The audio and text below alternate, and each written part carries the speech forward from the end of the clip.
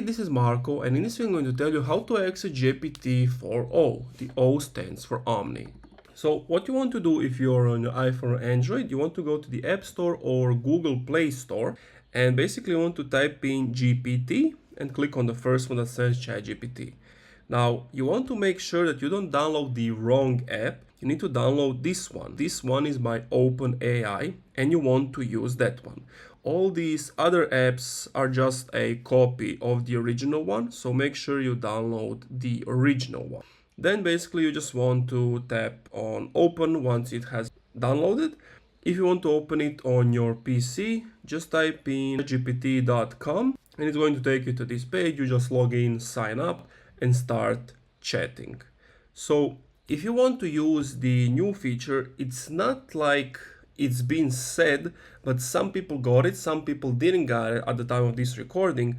But what you can do is, if you're on the main screen and you type on Get Plus, it tells you that you will have access to ChatGPT-4, ChatGPT-4 Omni, and 3.5. So basically, you can't at the moment at least use it for free. OpenAI didn't announce it will be free, at least as we know of. The only way to get it at the moment is to get the paid version that costs around 23 euros a month. And once you get it, you will have access to GPT-4o. And once you do have access, on the bottom right, you see the headphone thingy. You want to tap on that. It's going to connect it with this AI feature thingy. And somewhere on the screen, you will have an option to turn on your camera and have that audio, video type of style conversation. And then the options are the same. If you click on the play, you can speak to it, the AI respond back.